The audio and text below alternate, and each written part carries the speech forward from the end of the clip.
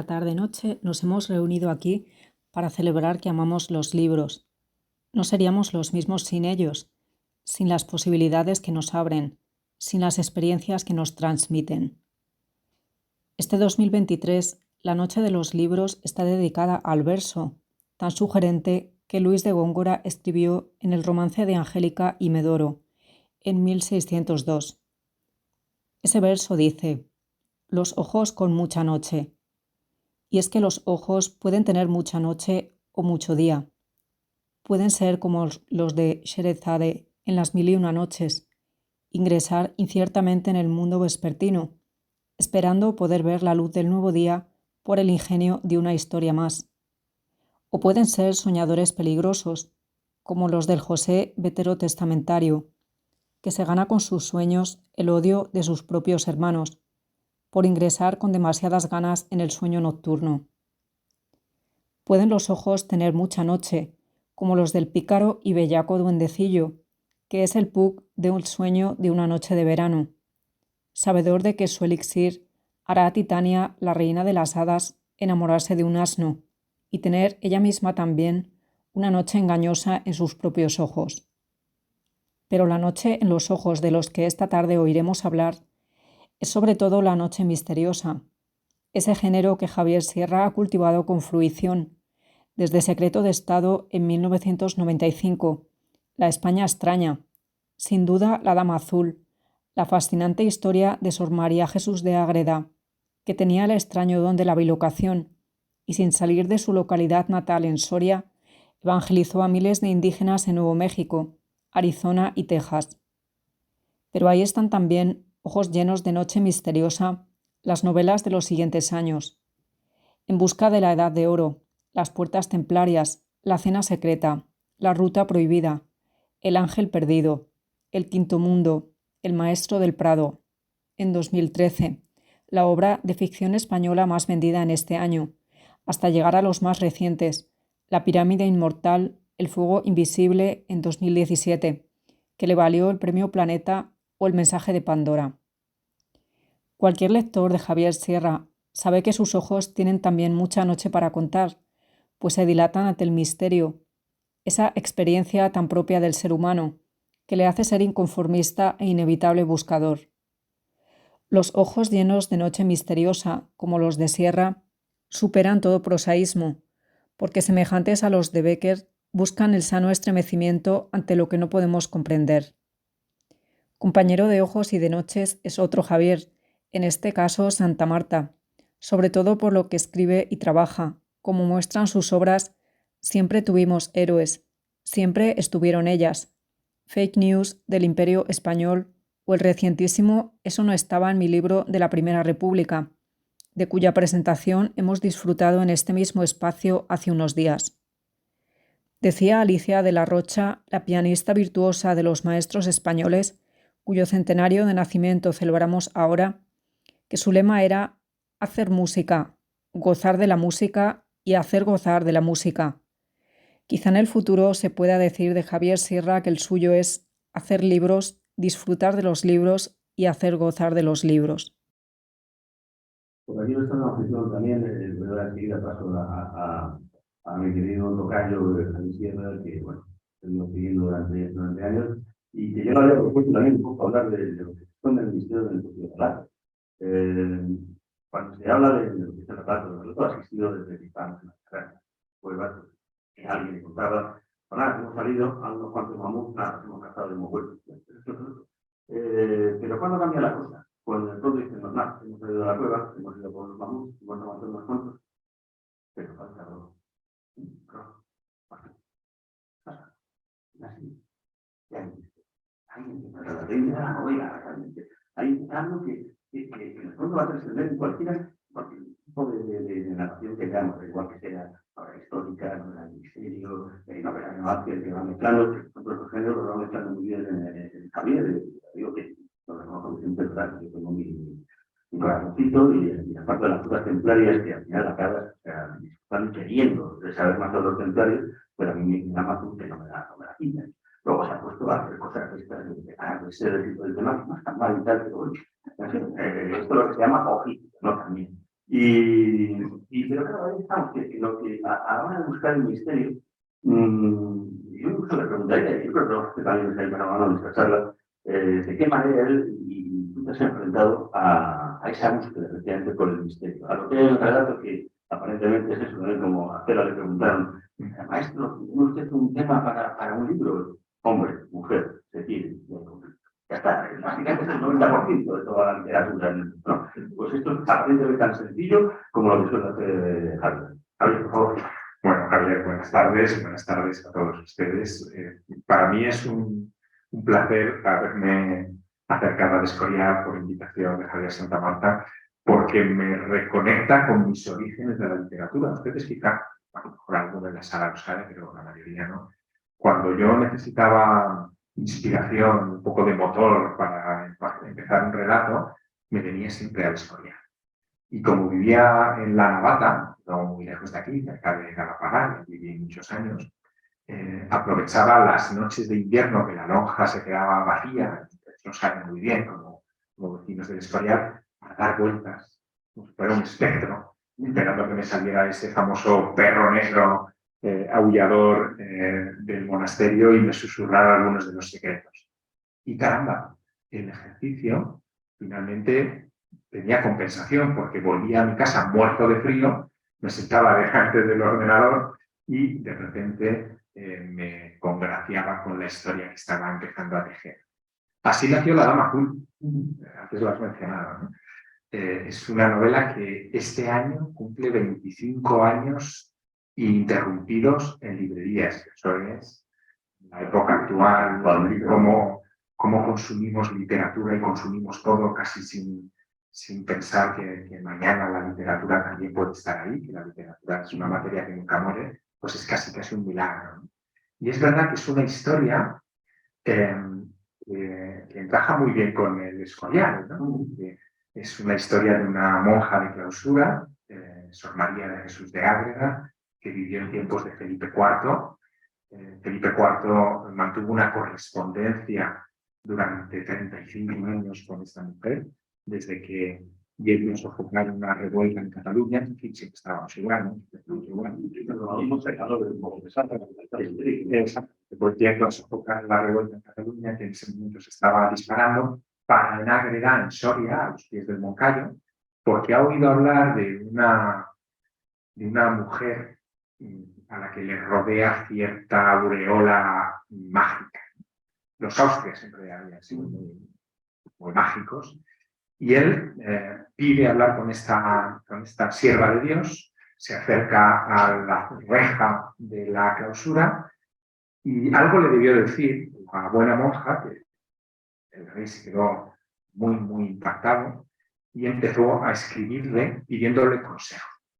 Decían de esta monja que era capaz de estar en 2 sitios a la vez, como has dicho antes. Y no solamente le habían atribuido la evangelización de Nuevo México, Arizona y Texas, sino que la propia imprenta del rey Felipe IV había costeado un informe sobre estas bilocaciones de la Dama Azul. Ese informe se publicó en 1630. Hay pocas copias. Una está en la Biblioteca del Escorial, hay otra en la Biblioteca Nacional. Y en ese informe ya está la esencia de lo que sería mi novela, ¿no? Cómo es que una monja de un pueblo perdido en Zaragoza y Soria, entre las provincias de Zaragoza y Soria, de repente es reconocible como esa aparición extraña que se ha manifestado a los indios de Nuevo México antes de que llegaran los franciscanos y que ha hecho que ya anuden cruces, simulen misas y hagan cosas extrañas que no les correspondía desde luego a los indígenas no contactados todavía con los europeos. Bueno, pues ahí evidentemente hay un misterio que es el que yo enarbolé por primera vez. Pero te voy a decir algo, Javier. Yo no quería escribir novela. Yo venía del mundo del periodismo y de hecho todavía ejerzo de vez en cuando, escribo mis columnas, tengo apariciones en medios. A mí el periodismo me gusta como una fuente inagotable de historias vivas. Yo quería contar un ensayo, la historia de la Dama Azul. Pasé por todas las editoriales, por todas. incluyendo Planeta, que es ahora quien la publica, y todas me editaron, ¿no? Me decían que la historia de una monja que está en 2 sitios a la vez no era comercial. Así de primera para presentar lo que es el proyecto. Ya, pero eso es lo que era, ¿no? Claro, yo a esos candidatos a editores les contaba cómo había llegado un chaval, porque entonces era un chaval, a interesarse por una monja de clausura soriana, ¿no?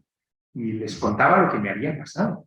Y lo que me había pasado era extraordinario, porque yo había publicado un artículo en los tiempos pre-internet. ¿Se acuerdan de esos tiempos? Bueno, pues antes de internet, que esto ya es como hablar de antes de Cristo, ¿no? Sí. Antes de internet, los periodistas, cuando queríamos contar una historia, no teníamos otro remedio que coger el coche e irnos a donde ocurrían las cosas.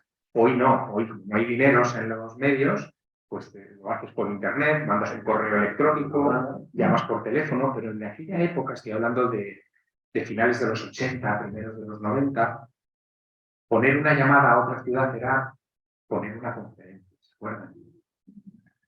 Yo, si hacías muchas conferencias, el redactor jefe te miraba mal. Bueno, el caso. Yo había escrito un artículo sobre personas que decían haber tenido experiencias de teleportación. Señores que iban por la carretera, o un taxista, un camionero, lo que sea, entraban en una niebla y de repente aparecían fuera de ruta, 30 kilómetros más allá o 200 kilómetros más allá, sin saber cómo habían aparecido. Recogí varios de estos casos sorprendentes. Y por aquello, que ahí yo ya tenía esta historia muy a lo Santa Marta, ¿no? Por aquello de quererlo ubicar en un contexto histórico, buscando información en viejas revistas, no había Google, insisto, ni teníamos la enciclopedia Espasa en la revista, ni en mi colegio mayor, entonces estaba en un colegio mayor en Madrid. Pues en una vieja revista encuentro el relato de una tal María de Ágreda, que la Inquisición investigó porque decía que había estado en más de 500 ocasiones en Nuevo México sin salir nunca de su convento en España. Pero no daba más datos. El recorte era de una revista mexicana. Así que, bueno, como no tenía otra fuente, al final de aquel artículo de teleportaciones, yo de darme pisto como escritor, ¿no? como periodista, y bueno, también hay casos en la historia como María de Ágreda, y cuento lo que se encontró. A las 2 semanas de publicarse ese artículo, yo ya estoy en otra historia. Ya los teleportados han pasado a la última de mis prioridades. Ahora buscaba copias de la Sábana Santa de Turín, que hay en toda España, incluyendo aquí en el monasterio, ¿no? Que tienen una pequeñita en el dormitorio de Felipe II. Bueno, pues yo quería ver una en particular, que estaba en un pueblo que se llama la Laguna de Cameros, en La Rioja, en la Sierra de Cameros. Y escogí un día de abril para ir a la Laguna de Cameros. Aquel día de abril, 14 de abril de 1991, me pilló una nevada, bueno, formidable. Yo acababa de sacarme el carnet de conducir, no llevaba cadenas en el coche, me quedé aislado en la Laguna de Cameros, tuve que quedarme a dormir aquella velada en la casa del cura, que menos mal que me acogió. Y a la mañana siguiente, con el sol, bueno, pues tomé las carreteras para escaparme de aquella cama. No sé cuántas vueltas di, pero el caso es que terminé llegando a un pueblo que se llamaba Ágreda. No había Google Maps. Teníamos los mapas de Kamsa, ¿se acuerdan ustedes? En el coche, ¿no? Y en mi mapa de Kamsa busco rápidamente Ágreda, veo que está al lado de una carretera nacional, digo, bueno, pues qué bien, pero esto de Ágreda a mí me suena. Es una Ágreda, la que yo había mencionado en mi reportaje. Así que antes de tomar la nacional para volver a Madrid, me meto dentro del pueblo a ver si alguien me informa. El 14 de abril del año 91 era domingo y yo llegué como a las 2 de la tarde.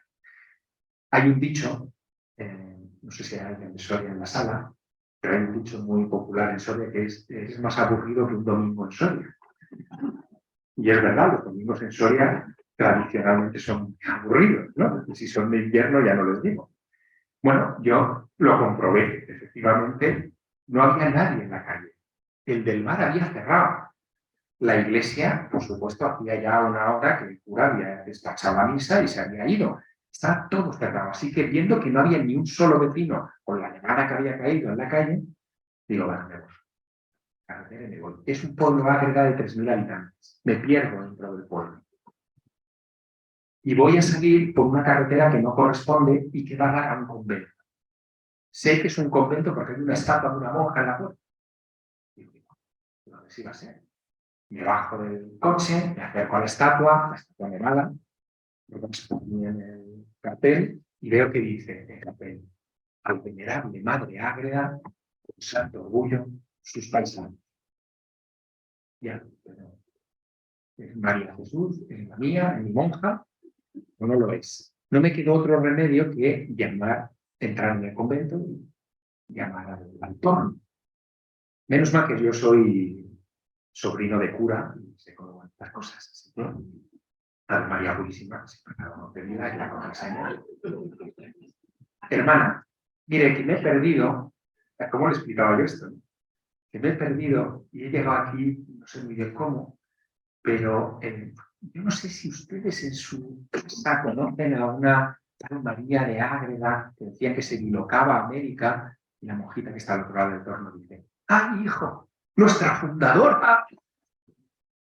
Puedo creer mi suerte, ¿no? Me hacen pasar al locutorio, vienen allí dos horas las monjas que no habían recibido una visita en mucho tiempo, me cuentan todo lo que me tienen que contar de María Jesús de Ágreda, sus bilocaciones a América y sus cartas con Felipe IV, y sacan documentos y papeles y cosas. Y cuando me voy a ir del convento, Sor María Margarita, que era la que me estaba atendiendo mejor, me dice: hijo, antes de irse, pase a saludarla a la iglesia. Digo, pero ¿cómo que pase a saludarla si te he dicho que es de la época de Felipe IV? Hermano, sí, que la tenemos ahí. Y entre el morbo y el miedo me acerco efectivamente a la iglesia y ahí estaba, ¿no? La monja corrupta, vaga, vestida de azul, con sus hábitos. Bueno, yo salí de allí totalmente impactado. O sea, no sabía ni cómo había llegado a Ágreda, a la mujer la había mencionado en un artículo 2 semanas antes, me habían puesto encima de la mesa un montón de papeles y de cosas y encima la había conocido. Así que cuando regreso a la capital, a contarle a mi redactor jefe lo que ha pasado con mi viaje, le digo: mira, lo de las sábanas santas es cacho. Aquí lo que cuenta es la historia de una monja que, claro, me miró con los ojos de huevo diciendo: pero tú estás tonto, o sea, ¿quién va a querer leer una historia de una monja que...? Bueno, pues fue mi primera frustración. Pero es que, fíjense lo que son las cosas. 2 semanas más tarde, ese mismo redactor jefe me estaba enviando a mi primer viaje de prensa internacional. Esto, cuando eres un chaval, es importante. Tu primera misión en el extranjero, ¿no? ¿A dónde me van a mandar? A cubrir un congreso en Nuevo México. Yo ya empezaba a creer que la monja estaba soplándome en el cogote. No era normal toda esa concatenación de historias. Así que héteme aquí que me voy a Nuevo México, voy a cubrir el congreso, pero obviamente, ya que me hago ese viaje tan largo, decido quedarme por mi cuenta unos días más, ¿no? Y alquilo un coche y me voy por ahí a recorrer el estado de Nuevo México detrás de la monja. Me interesaba. Y empiezo a reunir información también de la monja. Estoy hablando de era pre-internet. Aprovecho para visitar archivos en la Universidad de Albuquerque, en Nuevo México, a conocer expertos en folclore e historia india en ese estado, y me facilitan mucha información. Así que cuando regreso a España, yo tengo todos los elementos necesarios para construir esta en sí una buena historia sobre la Dama Azul. Y recorro todas las editoriales, como te decía, con ese convencimiento que se tiene cuando uno es joven, ¿no? Y tengo, vamos, el Pulitzer en mis manos, ¿no? O sea, la mejor historia posible. O sea, ¿qué mejor historia que es, ¿no? Nadie. Hasta que un editor viendo el entusiasmo con el que le contaba mis peripecias y tal, me dice, mira, yo creo que lo hizo para quitárseme de encima. Dice, mira, si me lo presentas como novela, a lo mejor te lo publico. Yo no había publicado novela hasta ese momento. Sí, había escrito cuentos de niño, había hecho cosas, pero poca cosa, no me había enfrentado nunca a una novela. Y con esa osadía de la juventud decido escribir esa novela. La entrego al editor le fascina cómo está contada, es una historia en varios tiempos, cuenta la historia de un periodista al que le pasan un montón de cosas raras, es lo que a mí me pasó. Cuenta una historia en el Vaticano, porque también terminé yendo al Vaticano a pedir información sobre esto. Ahí fue providencial la ayuda que me prestó en todos los sentidos mi queridísima, en el cielo estará, Paloma Gómez Borrero. Se acordarán ustedes de ella. Porque a Paloma llegué, son las cosas, ¿no? A Paloma llegué a través de JJ Benítez, del escritor, ¿no? De Caballo de Troya. Yo era amigo de JJ, porque los dos perseguíamos ovni, ¿no? También. Y JJ me dice, bueno, cuando vayas a Roma, pregunta por Paloma. Paloma era más importante en Roma que la embajada de España. Todo el mundo iba a preguntar a Paloma. Y a Paloma, cuando le cuento la historia de la Dama Azul, historión. Claro, te presento al cardenal que está en la Congregación de la Doctrina de la Fe, a los que están en el Archivo Vaticano. Bueno, o sea, me puso todo muy fácil. Y metí una trama vaticana también en la novela. Y por supuesto la historia en su época de Sor María de Jesús de Ágreda. Y con esa combinación escribí La Dama Azul. Se publica en el año 98. El editor se queda asombrado porque esa novela que una historia no comercial empieza a venderse, ¿no? Y reeditan muy rápido y poco a poco ocurren muchas cosas, pero poco a poco avanza la historia de la Dama Azul hasta que se publica en los Estados Unidos. Y cuando se publica en inglés en los Estados Unidos, siguen ocurriendo cosas raras. Yo creo que esto lo mueve la hoja. Y es que lee el libro Bill Richardson, que era el gobernador de Nuevo México. Pues esto es muy América. Aquí en España estas cosas no pasan. O sea, si se ve un libro mío, Pedro Sánchez, a mí no me mandan una tarjeta diciéndome que se ha leído el libro. Pero en Estados Unidos eso sí pasa. Se lo leyó Bill Richardson y me mandó una tarjeta. Me dice, Mr. Sierra, he leído La Dama Azul, está muy intrigado con esta historia y además, no sé si usted lo sabe, me dice, el documento que mandó imprimir Felipe IV, memorial, porque se investigaba por primera vez las apariciones de la Dama Azul en Nuevo México, es el primer texto impreso de la historia de Nuevo México. Por tanto, al gobernador le parecía sobresaliente que un novelista hubiera recurrido a ese. A ver, yo soy de Teruel. Los de Teruel siempre somos, bueno, ustedes lo han visto ahora con la política nacional, pero siempre estamos quejándonos, ¿no? Y siempre estamos pidiendo. Entonces, nos dicen hola, sí, pero oye, ¿y si me das? No, pues hice eso con Bill Richardson, le contesté, claro, y le dije, mire, ¿y por qué no, ya que está tan impactado con esta historia, por qué no hermana Isleta Pueblo? Isleta Pueblo es uno de los sitios que yo recorrí con coche en aquel viaje, ¿no? Tan primigenio a Nuevo México. Isleta Pueblo es un pueblo de 200 habitantes. ¿Por qué no hermana usted Isleta Pueblo con Ágreda, en Soria, en España? Sería fantástico, son los dos lugares conectados con la Dama Azul.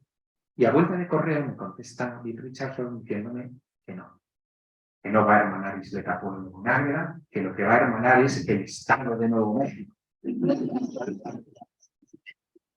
Bueno, cuando yo le cuento esto al alcalde, o sea, no se pueden ustedes imaginar la conmoción, ¿no? Se monta una comisión en el ayuntamiento a ver cómo vamos a ir a Nuevo México y efectivamente hoy, si ustedes van a Ágreda, Soria, y se asoman al balcón del ayuntamiento, verán que ondea la bandera de Castilla y León, la bandera de España, la bandera de Europa y la bandera de Nuevo México. Y todo gracias a la Dama Azul. A mí aquello me dio mucha energía, evidentemente, para seguir, porque me di cuenta, y Javier lo sabe muy bien como escritor, que las grandes historias no solamente despiertan la curiosidad del lector, no solamente entretienen, sino que también son capaces de cambiarnos, ¿no? De ejercer gran influencia sobre nosotros y sobre los pueblos en los que se leen.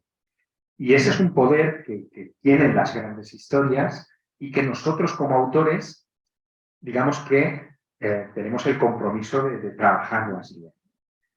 Así que ese fue mi inicio, ¿no? Con una historia en la que nadie creía, nadie quería publicar y que al final pues terminó hermanando a Águeda y Nuevo México, de lo que estoy muy orgulloso porque al cabo de 2 años de aquel acto, o año y pico, me hicieron hijo adoptivo de Águeda. Soy agredeño de adopción y lo llevo con mucho orgullo, ¿no? Bueno, fue mi bautismo con la novela. Luego vendrían Las puertas en playa, ¿no? Sí, sí, no, pero porque además, perdón, estamos todos embobados, pero la verdad que, claro, tú te empezabas a ir buscando humo, esas cosas que aparecías ahí muy jovencito, intentando, no hace falta eso, o sea, la verdad está ahí fuera, ¿no? La verdad está mucho más cerca. O sea, de las historias que nos vamos encontrando yo, ya también empecé como pequeña, de periodista en un periódico de provincias y... Son los mejores, ¿eh? Sí, no, las relaciones, el oficio, porque el periodismo es un oficio. Mira, de Vives, claro, no tiene que ver nada. Y te das cuenta de que de pronto las historias que están ahí, ¿no? Esta revolución histórica, aparecen personajes que te hablan, ¿no? Y te encuentras y diciendo, ¿qué me pongo yo a decir datos, una serie de cosas? Que no, incluso me pasó con 2 personas, la de Doña Marina, Marinali, que vamos a por el musical de Malinche de Cano, pero bueno, pues son personajes que parece que hemos olvidado ahora que incluso ha sido el centenario de la conquista de Cortés. Pero a mí me sorprendía cuando estudiaba y digo, pero esta mujer cómo desaparece de la historia como desaparece. Y bueno, es verdad que también en su conquistamiento diciendo, no, bueno, es que desaparece de la historia. Y yo al comienzo de tu capítulo, ella ya mayor, en Valladolid, hablando con el gran Díaz del Castillo, que es el verdadero cronista, y comentando las cosas, y las pongo a hacer diálogo, diciendo, oiga, todas las historias lo estoy inventando, recreando, pero porque los personajes te hablan, o como por ejemplo el episodio de las mujeres de Palencia, ellas llevan en su traje, precisamente la banda real, que no decían descubrirse delante del rey, porque vencen al duque de Lancaster en una batalla desigual de la cual se conoce que existió, pero nada más. Bueno, y ahí hay novelas, hay cosas, ahí está el relato que te está llamando en la propia historia. Hombre, tenemos una gran suerte, Javier, y es que la historia la llamamos historia porque se apoya sobre textos, ¿no? Todo lo que no tiene textos es prehistoria. Saber lo que dijo Subetonio, si fuera verdad. No, sin duda, pero por lo menos tenemos un punto de partida. Claro. A mí las novelas que me resultan más difíciles de imaginar, y alguna vez como que me pongo a prueba con ello, que nunca persevero demasiado, son las novelas, por ejemplo, de la prehistoria, ¿no? O sea, y ahora, ¿qué hablaban nuestros antepasados, ¿no? Hace 20.000 años, o 30.000 años, o 40.000 años, ¿no? Nos podemos imaginar las escenas de caza de mamuts con la que tú dejabas la charla, pero ¿cómo estaban integradas las sociedades, ¿no? Intrigas había, no sabemos gran cosa, sabemos algunas cosas, pues, por ejemplo, gracias a las pinturas parietales, a las pinturas rupestres, sabemos que cuando soplan las manos, estas famosas que aparecen en cuevas de todo el mundo, las manos son de niños y de mujeres. Luego, probablemente, quienes inventaron la pintura fueron las mujeres, no los hombres que deberían estar, pues, en el turno, claro. Pero ¿qué les preocupaba? ¿Tenían sentido de la trascendencia, por ejemplo? Sabemos que a partir de un determinado momento sí, porque hemos encontrado registros de actuales funerarios, pero el funerario es empaquetar al muerto con cosas que se cree que va a usar en el más allá, ¿no? Luego había un sentido de la trascendencia, pero ¿qué más, no? La música, por ejemplo, la música que es algo evanescente, que no hemos podido escribir hasta tiempos recientes, la música, ¿en qué medida era importante para ellos? Hemos encontrado sus instrumentos musicales, instrumentos que tienen 30, 40, 50.000 años, pero ¿Cómo los usaban? ¿Los usaban como ocio, como lo usamos nosotros? ¿Lo usaban en ceremonias? Es decir, tenía un uso sacro. Lo usaban porque de repente les creaba un estado de conciencia, como puede crear, bueno, como crea hoy, por ejemplo, una música de percusión muy medida. ¿Cómo lo usaban? Todo eso está por escrito. Y eso, para un escritor, es una bendición por un lado, porque se puede imaginar cualquier cosa, y aquí tienen ustedes los libros de Jan Manuel, los Cavernario, todas estas cosas, pero a la vez es una maldición, porque tienes pocas agarraderas, ¿no? A partir ya de un determinado día y esas. Claro, pero ahí te acuerdo, porque también los lugares te hablan. Sí, claro que no hablan de los personajes. Ahora de verdad que no te venías aquí, y ya te lo digo, de verdad que nos vamos a esa sala mágica de pasear, todos los que están más nucleares, de pura cepa y tal, hay veces que diciendo, claro, ya nos hemos estado pegando patadas al fútbol, no tienen una manera que la tienen tan una introspección tal que no se valora ese paseo por la noche. Bueno, lo que acá no se es normal, o sea, porque hay cosas que pasaron fuera, pero el Madrid, ves el Torito, ves esto está lleno el Prado, ¿no? Que es sinónimo. O sea, el Madrid, bueno, estas cosas a veces ocurren, pero, y eso que aquí yo sé que hay un sentimiento muy importante con el monasterio, pues es que el monasterio te habla. A ti te habló incluso, o sea, te habló una pirámide, coño, que eso ya es hablar. O sea, oye, y el monasterio también. Yo tengo una anécdota muy divertida. Cuando escribí El Maestro del Prado, que quizá ustedes habrán leído. El libro más vendido en 2013, bueno, porque además, ¿de qué estamos hablando? O sea, más de 40 idiomas al que se ha traducido, del top 10 en Estados Unidos, eso no lo hacen ni monteados, y eso que no escriben. O sea, llegaron ahí con eres tú, y pocos más han llegado al disco y tal de estar en el top 10, o sea, como eso sí, bueno, pero cuando publico El Maestro del Prado, hay una parte de la trama que tiene que ver con el monasterio del Escorial, en concreto con la biblioteca, y en concreto con un libro, que es el Apocalipsis Nova. Es un texto que cuando yo publiqué El Maestro del Prado no se había publicado todavía en español, había una versión portuguesa, pero no en castellano, y que había escrito Amadeo de Portugal, hermano de Santa Beatriz de Silva.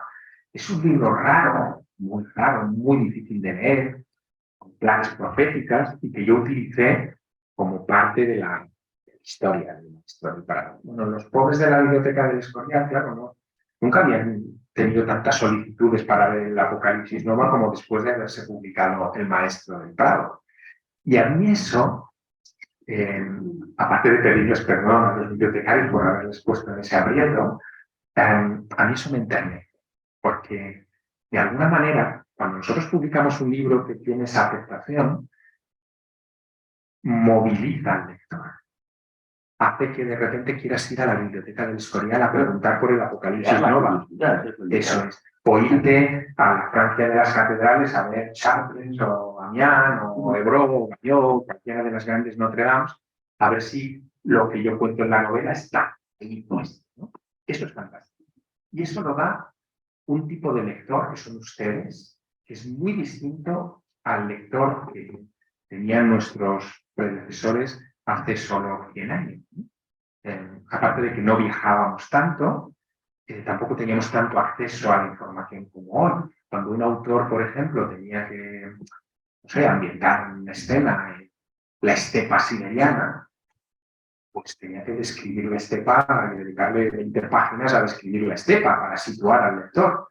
Hoy dices estepa siberiana y ya estás.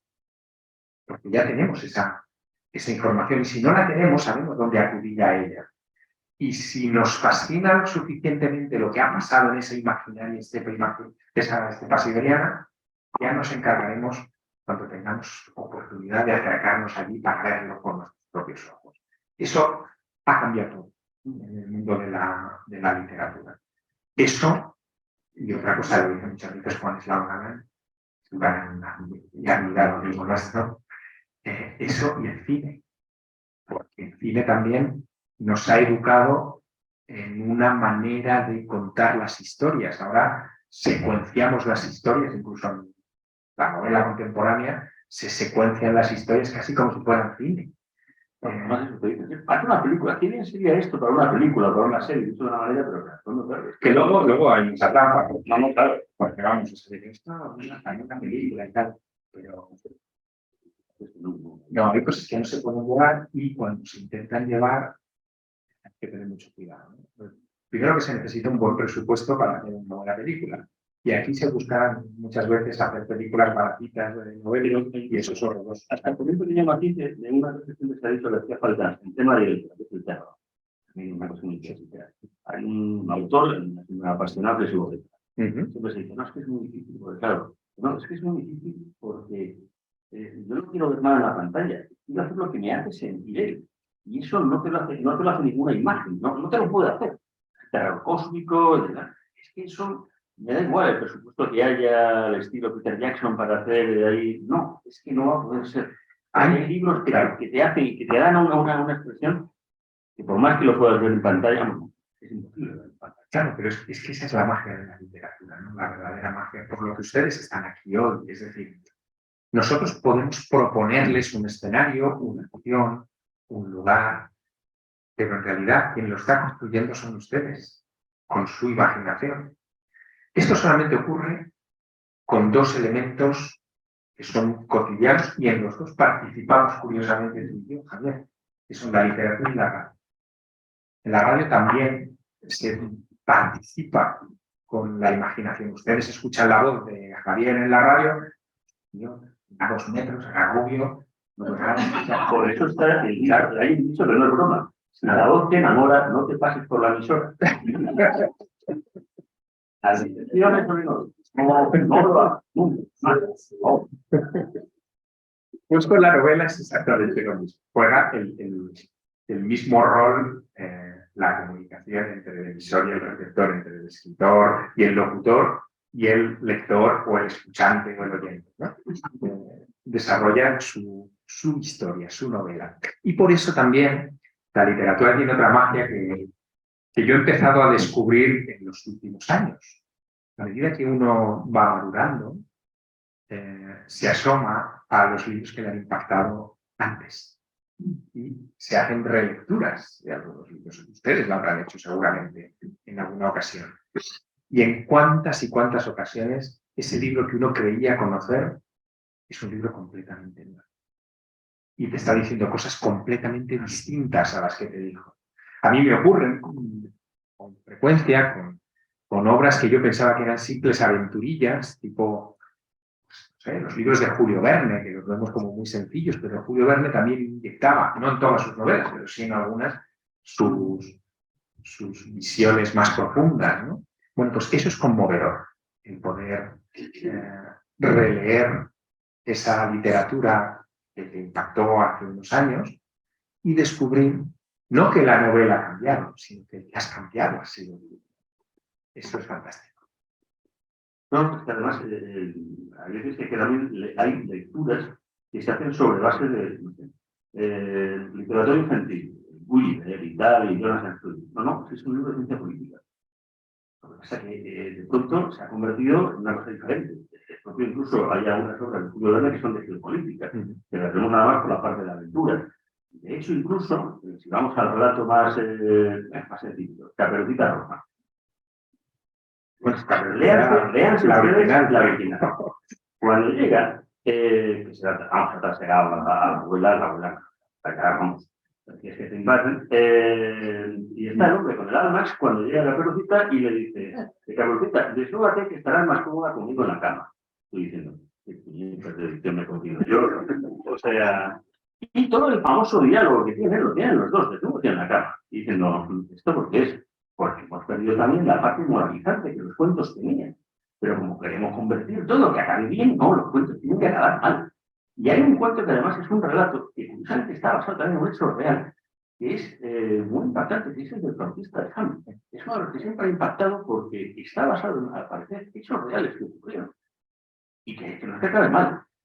Y es tremendo. O sea, es un relato que realmente se ponen los pelos de punta como una cosa muy sencilla, ¿no? Una desaparición de unos niños por amor del egoísmo, ¿no? De sus propios padres. Ya que has tocado un tema que está muy de actualidad, ¿no? Ahora se habla mucho de la cultura de la cancelación, ¿no? De cómo de repente estamos revisando los relatos de Roald Dahl o le cambiamos el título de 10 negritos a la famosa novela de Agatha Christie porque vamos a decir bien negrito, ¿no? Bueno, pues esto ha ocurrido siempre, siempre. O sea, no lo llamábamos cultura de la cancelación, no le poníamos etiquetas, porque al final somos una criatura que nos gusta ponerle etiquetas a todo. Y creamos nuevo, ¿no? Claro, eso es. Pero en realidad esto se había hecho pues, con todos estos cuentos que te estás diciendo en nuestra época. La Caperucita que tú y yo leímos de pequeños no es la Caperucita y que se escribió, ni la intención de Caperucita era la misma. Bueno, pues eso a lo que nos tiene que llevar es que es inevitable pasar por esas versiones, porque al final los padres tampoco quieren que los niños lo pasen mal leyendo libros. Pero sí que hay que enseñarles a esos niños que cuando son adolescentes pueden hacer una lectura un poco más profunda de esa obra, o cuando ya son adultos, evidentemente, se pueden enfrentar a la historia original. En ese sentido, por ejemplo, es muy interesante, imagino que muchos de ustedes sean padres y madres de niños, es muy interesante la saga de Harry Potter, ¿no? de J.K. Rowling, porque es una saga que evoluciona durante varios años y se va viendo cómo los personajes se van haciendo cada vez más complejos y más oscuros. No, o sea, absolutamente. Al final, todo tiende a la negrura. Todo, esto es así, por desgracia, ¿no? Todo tiende a la... Perdón, no me sabía. Sí, bueno. Bien. No, pero porque hay literatura que también es propia de cada país. O sea, porque es inevitable que las leyendas surgen de una u otra manera. Tolkien no puede haber escrito Señor de los Anillos si hubiera nacido en Sojuyan. No, pues no podíamos diciendo, no hay un amor, no puede ver. Es un troll a la lejanía, pero que podéis ver ni elfos ni cosas así, no, porque todo esto también te abarca. Claro, vas y visitas de pronto Oxford y todas las zonas de los parajes, y efectivamente a cada lado parece que estás viendo algo, ¿no? Hay mucha niebla. Hay mucha niebla. ¿Sabes claro, de todo, o sea.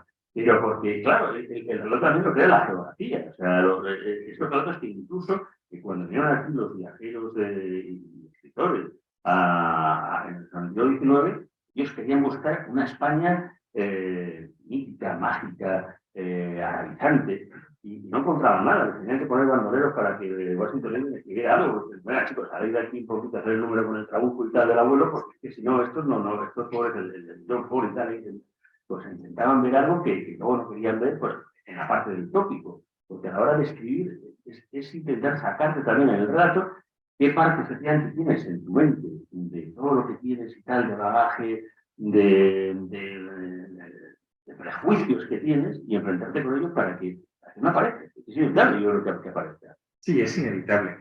Y algunos de esos prejuicios foráneos, o sea, lejanos, los terminamos también incorporando. Nosotros, es decir, esto ahora quizá nos hemos olvidado un poco en esta era de las comunicaciones y de la interconexión, la globalidad, etc. Pero España durante la península ibérica, durante muchos y muchos siglos, era el fin del mundo. O sea, para el Imperio Romano era esa cosa remota donde los soldados de mejor fortuna, con suerte, heredaban una tierra en la Bética y ahí se retiraban, y donde las brumas del norte eran un poco el acceso a los mundos celtas y al más allá, ¿no? De hecho, los propios celtas creían que más allá de la costa de la muerte estaban los espíritus de los muertos, ¿no? Y que si uno navegaba por ahí, por esas aguas, terminaría encontrándoselos y hablando con ellos.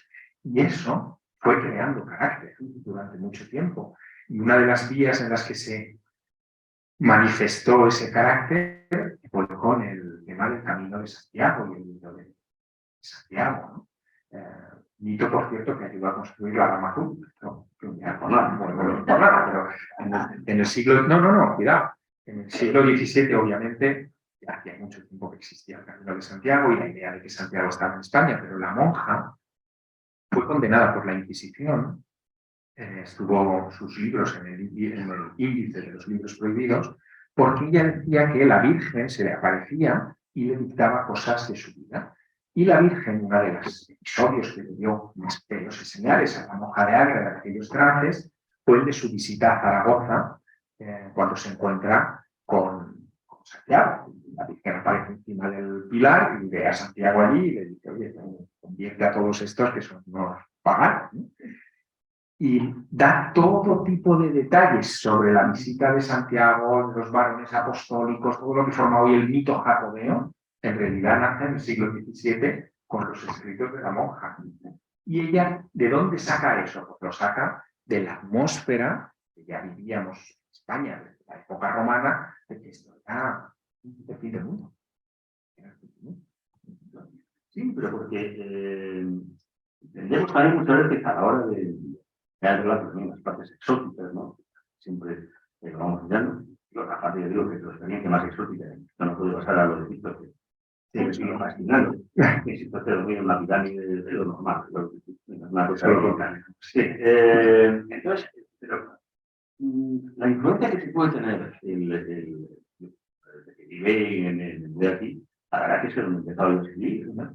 Pero yo cuando llegué, además, muy urbanita, yo era más, vamos, más de Uber de la Figueres, o sea, vamos, los adoquines y luego el tercero. Y cuando vi incluso pasamos el Ferrete, que la gente se metía por la herrería, por la noche, que hay todo, esta gente está loca, ¿o qué? O sea, y ahora lo estoy haciendo yo. O sea, me meto en todo el tema, y de vez en cuando pasas y de pronto ves cosas, y de pronto ves una cosa negra, comprado, como puede, vaya, este perro negro. Y lo acabas asumiendo de una manera diciendo, crees en la realidad, de ese espacio que te queda de los misterios hacia no comprenderlo, sino interiorizarlo. De tal manera que al final toda esa magia y todo lo que está ocurriendo en otros sitios, y que además incluso en el último libro, la verdad que no, nada más he leído un poco lo que ha sido la reseña que hay, me ha fascinado porque a lo mejor vuelves un poco a dar una vuelta de tuerca a muchas de las cosas con las que te enfrentas en el relato. Eso, para hacer honor, porque eso tiene su mérito.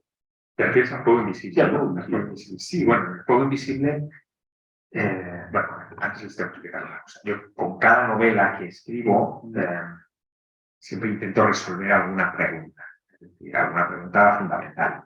Los libros parten de la duda, ¿no? Y ya lanzo a los protagonistas para que intenten resolver esa duda. O no, vamos, spoiler. O no, claro. Pero en el caso del fuego invisible, la duda no era una duda, digamos, con referentes materiales, no era quién construyó las pirámides o por qué orientaron las catedrales de Francia del primer gótico a la constelación de Virgo. No era ese tipo de preguntas, era una pregunta más filosófica. ¿De dónde vienen las ideas?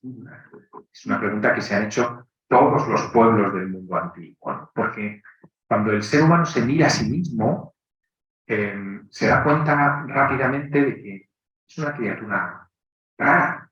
De repente es capaz de generar ideas originales que transforman el entorno y transforman las vidas propias y las de los demás. Incluso transforman el futuro.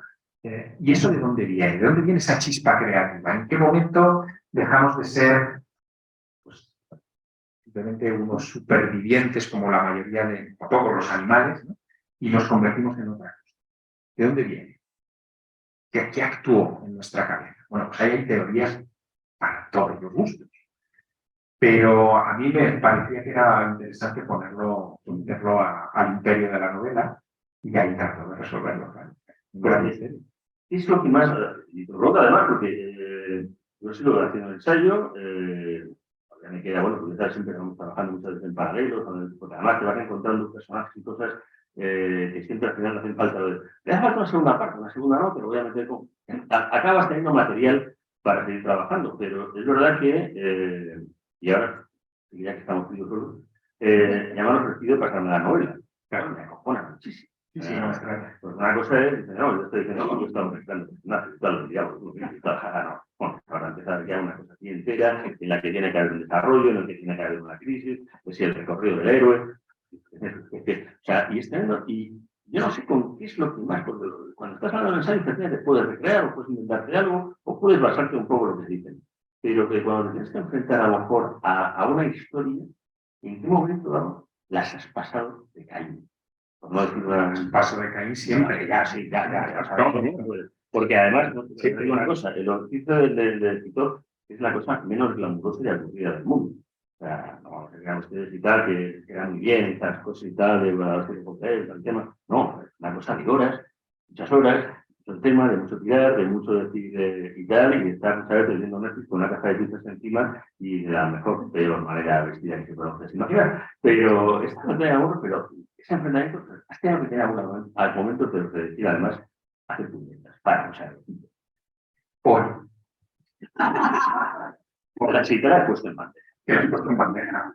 Es decir, cada vez que yo tengo que enfrentarme a una historia, arrancar un relato, construir personajes, cada vez que me toca hacer eso, me hago la pregunta de ¿por qué tengo que hacer yo esto con la cantidad de cosas más simpáticas que hay por ahí para hacer, ¿no?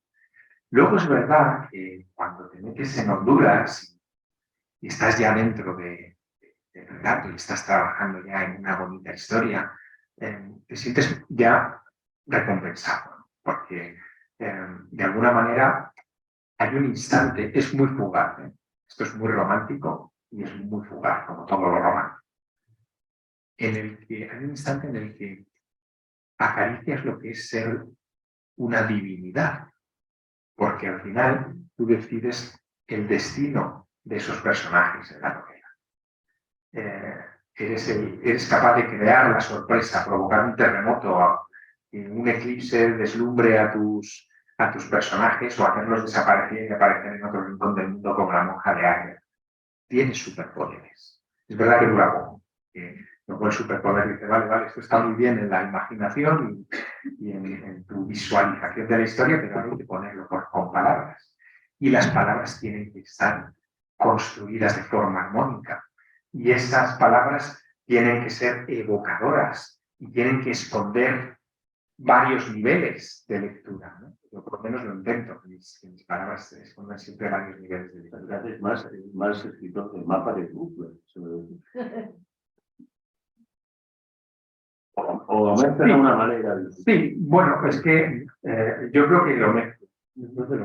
Sí que sé a dónde quiero ir, evidentemente, con relatos, pero hay ocasiones en las que decido tirar el mapa y que los personajes cobran vida. Sí, efectivamente. Ese es un momento inquietante, porque al final te acabas yendo a dormir con los personajes contigo, te despiertas a medianoche y necesitas tomar notas, te vas a la radio a hablar de lo que sea y estás pensando en tu personaje en vez de lo que estás diciendo. Ese momento, pero bueno, Matías lo intentaba ser de brújula, y yo probé por hacer todos tenemos cosas siempre por escrito, en la que me hace una especie de trama mistérica urbana, y en la que dejé, pero literalmente no planteé nada. Y entonces me he estado dedicando, llevo años con esa cosa que sí que es una terapia, en la que los personajes les pasan cosas, pero yo no sé lo que les va a pasar. Por cualquier momento dado, pues un poco esquizofrénico, no te preocupes, no soy peligroso, tengo en la meditación.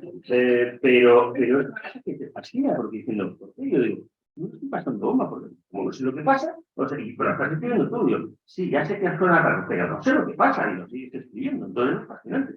Claro, ya una novela, mucho con una estructura de todo el tema, es verdad que el personaje puede... Pero mira, yo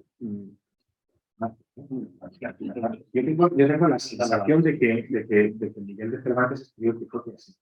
O sea, él no tenía el mapa de a dónde quería llegar. Al final, evidentemente, el ingenioso Hidalgo termina volviendo a casa y fallece rodeado de los suyos, pero espero no haberles hecho spoiler. Pero el transcurso de las peripecias, yo creo que don Miguel no lo tenía pensado, o sea, le iban surgiendo, ¿no? De lecturas, de cosas. Es el perfecto libro de capítulos desconexos o inconexos, unidos simplemente con la idea del viaje. Es el viaje del héroe, es Ulises, es al final la historia eterna, ¿no? De alguien que sabes que sale del punto A al punto B y en el camino tienen que pasar cosas. O sea que está bien, ¿no? Alguien la publicará. Ya digo que yo más, a mí me encanta siempre la distopía, las ironías, porque es un poco jugar también el guardia. ¿Qué hubiera pasado? Y entonces juegas ahí y dices, hombre, es hacer trampas con la historia o es hacer trampas con personas, pero es más divertido. O sea, yo creo que también al final pero yo seguro que tú tienes que tener algún misterio que siempre te han querido de alguna manera resolver o tener en la cabeza. Seguramente no tendrás un casual. Pero tiene que haber alguno ahí. Bueno, a ver, Me voy a poner serio un minutito. No, pero es que, a ver, el gran misterio y en torno al que orbitan todos los demás, como hermanos pequeños, la muerte. Ese es el gran misterio. Yo siempre he creído que hay algo especial, siempre. Y creo que la culpa la tiene una experiencia que tuve, y les cuento muy breve. Bueno, en Teruel vamos todos los niños al colegio solos, o sea, con padrillas y padres, y la ropa y no sé qué, y no hay, le echan a la calle y ya está, total, somos 4, ¿no? Y yo iba al colegio pasando siempre por la puerta del cementerio. Y un día, debía tener 7, 8 años, 6 años, pero de GB, entonces, un día decidí llegar más tarde al colegio y meterme. Era de mañana, claro, siniestro, nada. Y estuve allí pues un buen rato, impactado, por una cosa que a un niño de 8 años en mi caso me conmocionó, y es que de repente empecé a ver que allí estaban puestos en lápidas todos los apellidos de los niños de mi clase. Eran, claro, evidentemente, para la familia. Pero ¿cómo que este es el destino que nosotros tenemos? Este es el camino. Y aquello me empezó. Y empecé a estudiar y a tratar de encontrar el mapa que me permitiría, cuando me llegue el momento, moverme por el más allá.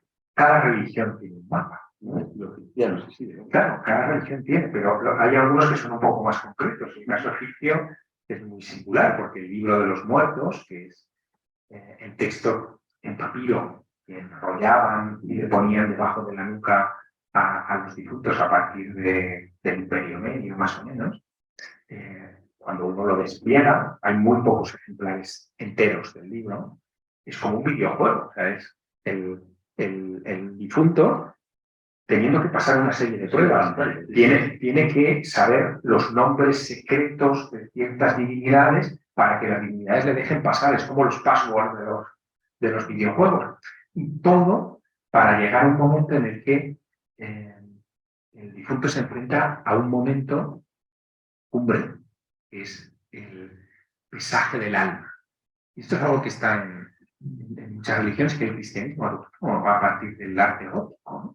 El pesaje del alma es el momento en el que ese difunto llega a una sala donde está el dios Anubis, chacal, sujetando la balanza. La balanza tiene en un fiel, en uno de los platos, una pluma, que es la pluma de la diosa de la justicia, Maat. Dicen los egipcios que lo más importante a lo que tiene que tender siempre cualquier buen gobierno y cualquier vida humana es el equilibrio. No tiene que haber ni mucho ni poco, ni demasiada luz ni demasiada sombra, sino siempre buscar el equilibrio. Y ese espíritu llega al más allá. Así que se pone la pluma de la diosa de la justicia en el platillo, y en el otro platillo se pone el alma del muerto, en un frasquito. Si la balanza se desequilibra, quiere decir que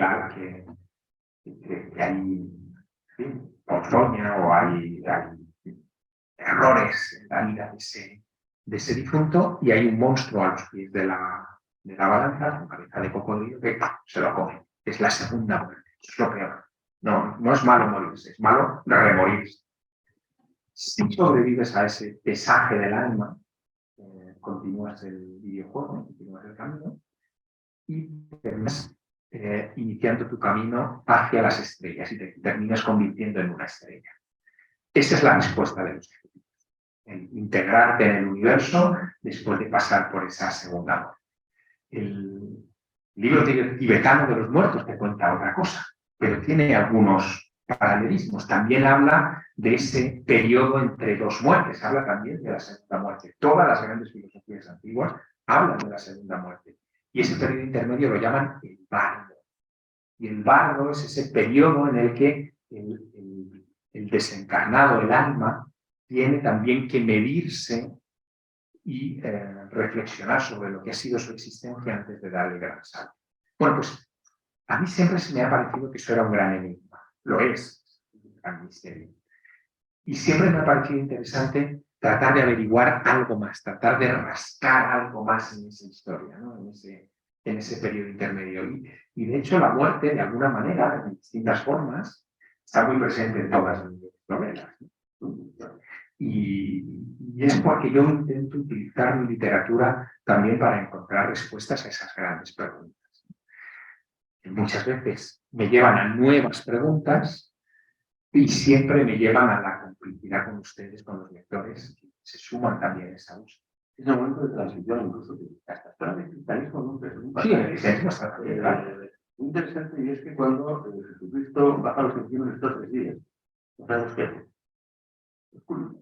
Ahí lo dicen, y durante 3 días está ahí en los infiernos. Bueno, estuvo Lázaro, si luego Claro. volvió, ¿no? Entonces, más que te hacen, y que además, ya sabiendo tu historia, tu dolencia de infancia, me da más Hombre, una cosa más consistente me parece. no, ya lo sé, pero te digo, es que de aquí no sales sin contar. Es que te digo, meterte en una tumba, en medio de la ciudad, pero es muy bonito con el teatro, es más que cuestión napoleónica. O sea, y que tengo hasta el cómic firmado por los dibujantes y tal, o sea, porque me ha fascinado, o sea, siempre esa historia. Porque eso ya fue echarle narices. Ahora, cuando me has contado, como te la has pasado más y tal, o sea, te digo, además, con toda la amistad que tenemos, que te encantan estas cosas, como para no. Pero aquello fue muy especial, y a mí me gusta, porque además, ya te digo, poquito a poco, ya vamos avanzando un poco para que también haya alguna alguien que quiera hacer alguna pregunta, que firmar los libros, que nos contaras también esa experiencia, y eso va más allá del relato y del misterio. Bueno, a ver, voy a intentar sintetizarles mucho la historia. Sí, no, bueno, Pablo se contó unas situaciones en ascensión, claro, pero la tuya, tu experiencia, de que lo lleva ahí. A ver, yo empecé a viajar a Egipto en el año 95. A mí Egipto desde el primer momento me fascinó. Y empecé a repetir y repetir, siempre que podía me escapaba a Egipto, aunque fueran 4 días al Cairo, y siempre que podía aprovechar. En uno de aquellos primeros viajes, año 97, me cuentan por primera vez la historia de que Napoleón Bonaparte pasó una noche en el interior de la Gran Pirámide. Lo hizo en 1799, después de estar un año en Egipto y de conquistar Egipto a los turcos otomanos, y a punto de escapar, de huir de Egipto para regresar a Francia, porque se habían quedado allí bloqueados por Nelson. Y se había dejado aislados a las tropas francesas. Bueno, 3 días antes de abandonar Egipto, en la noche del 12 al 13 de agosto de 1799, Napoleón pide que le lleven a la pirámide, a la Gran Pirámide. No era turística, se pueden imaginar, hacía por lo menos 3 o 4 siglos que nadie entraba en la pirámide, porque una cosa que hacemos los turistas ahora de verlo todo, pues eso no es, tropas no estaba. Y estaba completamente infestada, pues, de ratas, de murciélagos, o sea, no era un lugar agradable. Pero Napoleón insiste, se mete dentro de los pasajes de la Gran Pirámide, llega hasta la Cámara del Rey, y cuando está en la Cámara del Rey, que es una habitación de 10 metros de largo por 5 de ancho, 5 de alto, completamente revestida de granito, pide que le dejen solo. Se queda allí hasta el amanecer. 7 horas más o menos en el interior de la pirámide, y cuando emerge de la pirámide y están todo el mundo esperando, está mal estado, es decir, está con la cara desfigurada, se siente mal, y sus hombres se le acercan para socorrerle y le preguntan qué es lo que ha sucedido, qué ha pasado, y él responde con una frase lacónica que será la que me contará. Él dice: aunque os lo contara, no me ibais a creer. Y no lo contó nunca, ni cuando escribía a Josefina, que se había quedado en Europa, ni después cuando se va a dejar su exilio en Santelera y dicta las memorias a los franceses, no da ni una sola pista. Así que, bueno, a mí me parece que hay una historia interesante. Yo creo que será el portero Tribulete, y me dedico a buscar toda la documentación posible sobre esto, pero no, fracaso sistemáticamente, no hay nada. Y se me ocurren estas cosas que tenemos también, casi a los jóvenes. Digo, bueno, pues ya que no me lo cuenta nadie, voy a intentar hacerlo yo y a ver qué pasa, ¿no? Lo normal. Lo normal. Así que, mediante argucias alegales, vamos a decirlo así, consigo que me lleven a la cámara del rey, me dejan en la cámara del rey con una mochila en la que solamente llevo un paquete de galletas, una botella de agua y una linternita, y me dejan ahí solo. Y cuando se van, los que me han conducido hasta allí, se les ocurre la brillante idea, lo hacen todas las noches, de bajar los plomos del sistema eléctrico. Es un sistema eléctrico muy antiguo, deben tener cortocircuito, en fin. Bajan los plomos y me dejan a oscuras. Pues es un momento impactante, porque, claro, a mí me vienen todas las imágenes y lecturas que podéis imaginar sobre la Gran Pirámide. Así que me busco una esquina, me pongo con la espalda puesta en la esquina y con la linterna. La linterna no estaba prevista para eso y la pila a los 20 minutos empieza a fallarme. Utilizo todos los trucos de Boy Scout, lamer los polos, todas las cosas que hacen de camping, pero aquello no da más de sí. Desde entonces solamente me compro linternas de dinamo. En aquella época no había. Bueno, el caso es que me quedo a oscuras. Al cabo de un rato, es como una cámara de aislamiento sensorial. Piensen que la habitación del rey, la llamada cámara del rey, está en el corazón de la pirámide y la separación con respecto al exterior es, para que se hagan una idea, más o menos de medio unos 30 metros por todos los lados hasta el exterior. O sea, es una cueva.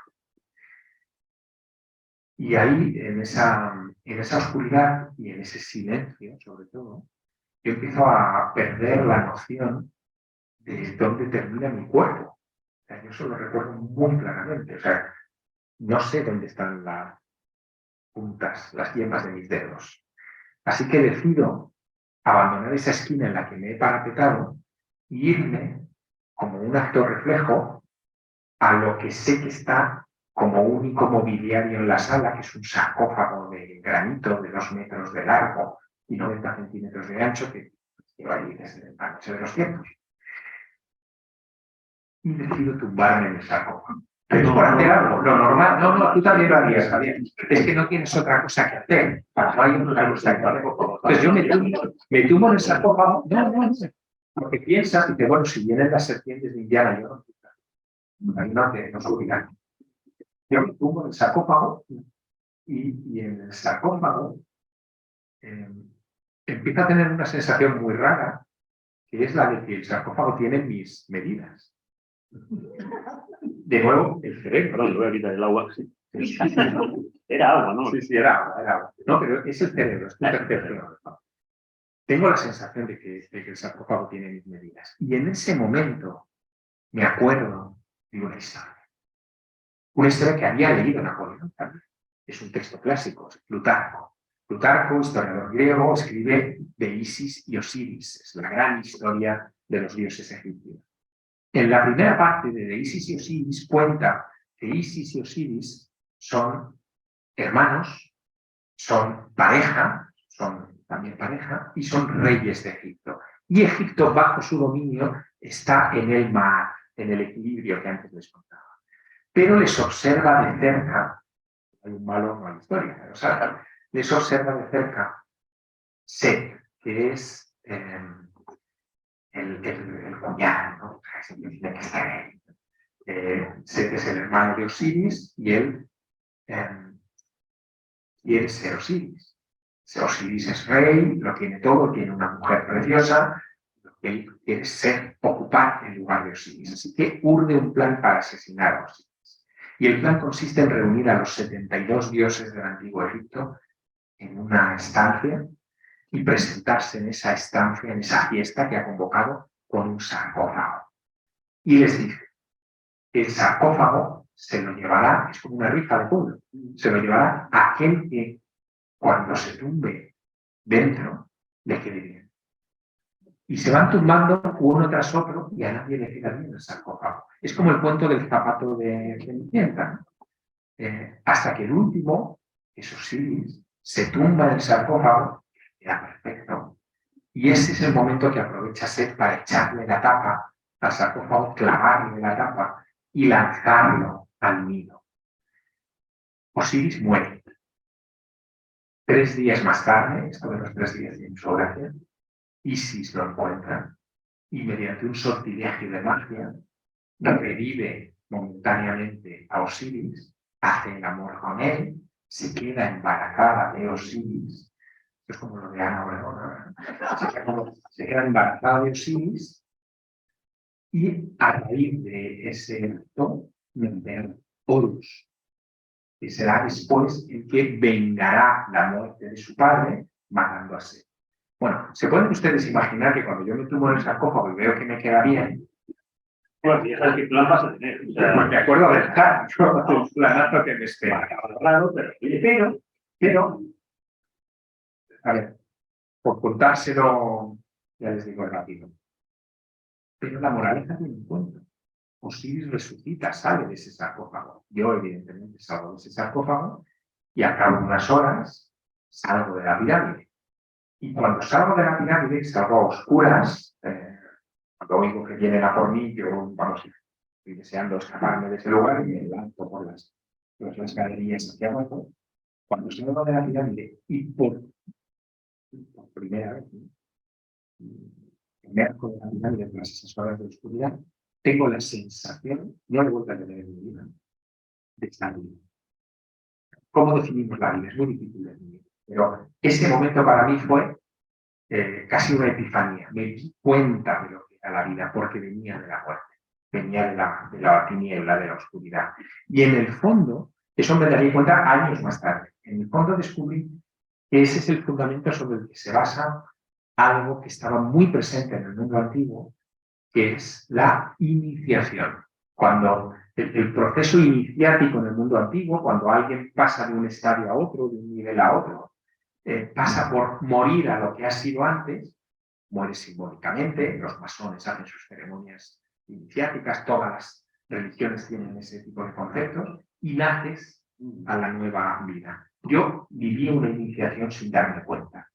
Me morí y volví a la vida, simbólicamente. Pero si eso me pasó a mí en 1997, estoy seguro de que fue lo que le pasó a Napoleón Bonaparte en 1799. Y con esa historia, y sabiendo que lo que había vivido Napoleón Bonaparte fue una iniciación involuntaria, un enfrentarse a la muerte y vencerla, construí la novela. Me di cuenta de algo muy obvio. Y es que cuando Napoleón salió de allí y escapó de Egipto, él regresa a Francia, logra sortear a Nelson, llega a Francia y al mes y pico, no llegó a los 2 meses, dio un golpe de estado del 18 Brumario, o sea, el que le convierte en cónsul en Francia. Napoleón, que tendría que haber sido ejecutado después de ser juzgado en un consejo de guerra por haber perdido una flota de 300 embarcaciones y haber abandonado a sus hombres en Egipto, dejó aquí 30.000 hombres, en cambio se presenta como un héroe y cambia la historia de Francia. ¿Qué es lo que le lleva a hacer eso? Pues mi lectura es que lo que le llevó a hacer eso fue haberle perdido el miedo a la muerte. O sea, cuando le pierdes el miedo a la muerte, ¿a qué más le vas a tener? A nada. Y te conviertes en el osado que fue Bonaparte y que, sin ser de familia noble, viniendo de Córcega, terminó siendo pero siempre buscando la estrella, que además también era su motivo. Sin duda. Sin duda. Lamentablemente, para que no acabemos también aquí siendo sepultados, el funcionario del centro tendrá que ir a su casa y nos va a cerrar ahora que llegue, que es lo suyo. Si hay 2 preguntas como muchísimo, rápidas, concretas.